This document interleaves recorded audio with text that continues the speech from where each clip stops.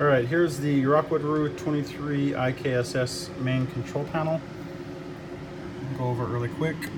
The battery, which is charging, fresh water. It has a little bit of fresh water in it right now. Black tank is empty, gray tank is empty. Water pump, gas water heater, and electric water heater.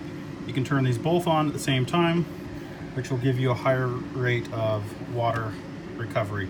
So you can take a longer shower, things like that. This is the slide out for the kitchen and the slide out for the super slide. You just simply hold them in, up, in, or out to bring them in and out.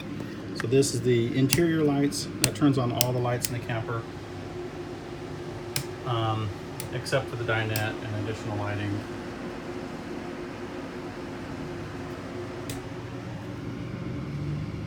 Here's a porch light. It's just the orange light that's out in front. And the awning also has light all along it, LED lights. Let me see if I can show you. It's kind of bright today.